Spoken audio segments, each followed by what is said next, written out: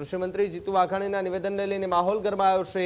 ગુજરાતના ખેડૂતો સાથે થતી છેતરપિંડીને ચલાવી લેવામાં નહીં આવે ત્યારે મારે જીતુભાઈ વાઘાણીને કહેવું છે કે ગુજરાતના ખેડૂતોના હિતો સાથે ચેડા, ગુજરાતના ખેડૂતો સાથે છેતરપિંડી તો ખુદ સરકાર કરી રહી છે। કંપનીઓના ફાયદા માટે 2017, 2021, 2023, 2024ના રાજ્ય સરકારે ખુદે પરિપત્રો કર્યા છે। જીતુભાઈ, તમે જે દવા, ખાતર, બિયારણની વાત કરી ત્યારે મારે તમને કહેવું છે કે તમે 54 પોલીસ ફરિયાદ કરી છે, તો શું ખાતર, બિયારણ અને દવા ડુપ્લિકેટ થવાનું બંધ થયું છે?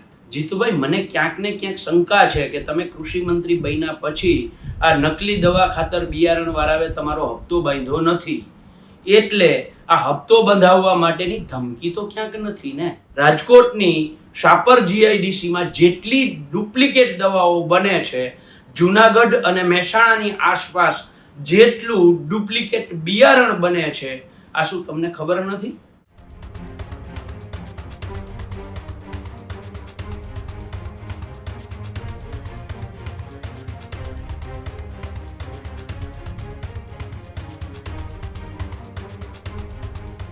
ખેડૂતોના મુદ્દાને લઈને આરોપ પ્રત્યારોપની રાજનીતિ ગરમાતી જોવા મળી રહી છે। ગઈકાલે જ્યારે કૃષિમંત્રી જીતુ વાઘાણીએ પ્રેસ કોન્ફરન્સ કરી અને જે ખેડૂતલક્ષી ચર્ચા કરી હતી તેને વળતો જવાબ આપતા પાલ આંબલિયા લાલઘુમ થયા છે। કૃષિમંત્રી જીતુ વાઘાણીના નિવેદનને લઈને માહોલ ગરમાયો છે। કોંગ્રેસ નેતા પાલ આંબલિયાએ આકરા પ્રહારો કર્યા છે। ખેડૂતોના હિત સાથે સરકાર ચેડા કરતી હોવાનો આક્ષેપ થયો છે।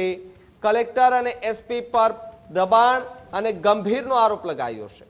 જૂના કાયદાઓને અવગણી પરિપત્ર દ્વારા નિર્ણય લેવાતા હોવાનો દાવો કરાયો, જ્યારે પોલીસ કંપનીઓને રક્ષણ આપતી હોવાનો આક્ષેપ છે। ખેડૂતો અને મહિલાઓ સાથે અન્યાય થયો હોવાનો આરોપમાં ઉલ્લેખ કરવામાં આવ્યો છે। તો આ તરફ ડુપ્લિકેટ દવા, ખાતર અને બિયારણ મુદ્દે ગંભીર સવાલો પાલ આંબલિયા એ સરકારને કરતા જોવા મળ્યા। સબસિડી વાળું ખાતર કચ્છ તરફથી જતું હોવાનો પણ આરોપ લગાવવામાં આવ્યો છે, એટલે કે જે કાળા બજારીનો આરોપ લગાવવામાં આવ્યો છે। ગંભીર આરોપો સાથે પાલ આંબલિયા કે જેમણે કૃષિમંત્રી જીતુ વાઘાણી કે જેમણે અલગ અલગ જે ચર્ચા કરી હતી, ખેડૂત લક્ષી જે વાતો કરી હતી, એ વાતને લઈને એમના પર હવે આરોપ લગાવ્યો છે। સરકાર પર પણ આરોપ લગાવતા પાલ આંબલિયા જોવા મળી રહ્યા છે। સાથે જ જે આરોપ પ્રત્યારોપની રાજનીતિ કહેવાય, એ આરોપ પ્રત્યારોપની રાજનીતિ હાલ તો જે છે તે તેજ થતી પણ જોવા મળી રહી છે। ગઈકાલે રાજ્યના કૃષિ મંત્રી જીતુભાઈ વાઘાણીએ મીડિયા સમક્ષ વાત કરતા એવું કહ્યું કે ગુજરાતના ખેડૂતો સાથે, એના હિતો સાથે થતા ચેડાઓને ચલાવી લેવામાં નહીં આવે, ગુજરાતના ખેડૂતો સાથે થતી છેતરપિંડીને ચલાવી લેવામાં નહીં આવે ત્યારે મારે જીતુભાઈ વાઘાણીને કહેવું છે કે ગુજરાતના ખેડૂતોના હિતો સાથે ચેડા, ગુજરાતના ખેડૂતો સાથે છેતરપિંડી તો ખુદ સરકાર કરી રહી છે। સરકારના કલેક્ટરો કરી રહ્યા છે, સરકારમાં બેઠેલા એસપી કરી રહ્યા છે। ગુજરાતના ખેડૂતોના માટે 1885નો ટેલિગ્રાફ એક્ટ, 2003 ઇલેક્ટ્રિસિટી એક્ટ, 2013 જમીન સંપાદનના કાયદાનો અમલ ન કરીને કંપનીઓના ફાયદા માટે 2017, 2021, 2023, 2024ના રાજ્ય સરકારે ખુદે પરિપત્રો કર્યા છે, અને આ પરિપત્રોના કારણે ગુજરાતના ખેડૂતોના હિતો સાથે ચેડા થાય છે, ગુજરાતના ખેડૂતોના હિતો સાથે છેતરપિંડી થાય છે, અને ગુજરાતના ખેડૂતોના ખેતરમાં તમારા મળતિયાઓ અદાણી, અંબાણી એની કંપનીઓના બુલડોઝર ખેડૂતોના ખેતરમાં પડે છે, અને તમારી જ પોલીસ ગુજરાતના ખેડૂતોને ઢસડીને, ગુજરાતના ખેડૂતનું ગળું દબાવીને એમના ખેતરમાં દાદાગીરીથી વીજ પોલ ઊભા કરે છે। નંબર 1।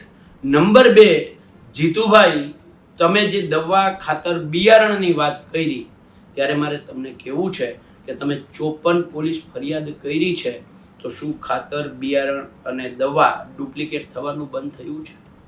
ગુજરાતમાં દરેક જિલ્લામાં નાયબ ખેતી નિયામક વિસ્તરણ છે, જેની જવાબદારી આ છે।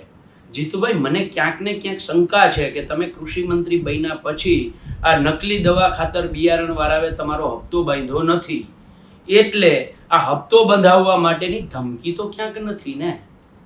જો હપ્તો બંધાવવાની ધમકી ના હોય તો જીતુભાઈ કચ્છમાં જેટલું સબસિડીવાળું ખાતર કચ્છની ફેક્ટરીઓમાં જાય છે, હું તમને જિલ્લો કહું છું, અને કચ્છમાં જ અદાણીના પોર્ટ ઉપર આ બેરેક ઉતરે છે, એ બેરેકમાંથી સીધું કંપનીઓમાં ખાતર જાય છે.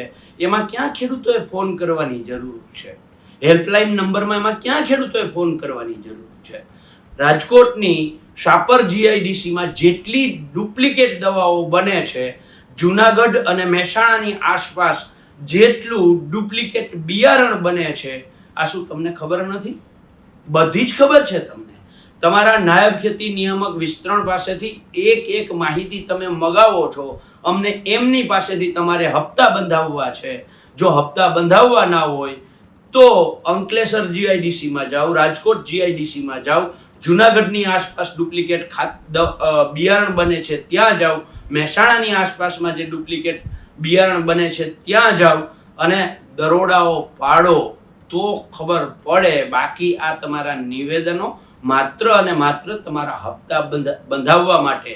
અગાઉ ગયા વર્ષે જે રીતે કોટન 4G અને 5Gમાં એક સરકાર વતી જે સ્ટીકર આપી અને ભ્રષ્ટાચાર કરી અને પ્રતિબંધિત બિયારણ ખેડૂતને આપવામાં આવ્યું હતું, એવી જ રીતે આ વર્ષે કોઈક નવું સ્ટીકર લઈ આવવા માટે તમે આ નિવેદન કર્યું છે એવું બહુ સ્પષ્ટ થાય છે. મારી ચેલેન્જ સાથે હું તમને કહું છું, જો આ માત્ર હપ્તો વધારવા માટેની રમત ન હોય જીતુભાઈ, તો આવો રાજકોટ, આવો જુનાગઢ, આવો મહેસાણા, આવો કચ્છ, આવો અંકલેશ્વર, આપણે બંને સાથે જઈએ અને હું તમને બતાવું કે ક્યાં ડુપ્લિકેટ દવા, ખાતર અને બિયારણ પેદા થાય છે અને કઈ જગ્યાએથી સબસિડાઇઝ ખાતર છે એ ખેડૂતોના બદલે ડાયરેક્ટ કંપનીઓમાં જાય છે. ત્યારે જ ન્યૂઝરૂમ ગુજરાતની યુટ્યુબ ચેનલને સબસ્ક્રાઇબ કરો અને ઇન્સ્ટાગ્રામ અને ફેસબુક પર ફોલો કરો. અપડેટ રહો, સત્યની સાથે રહો.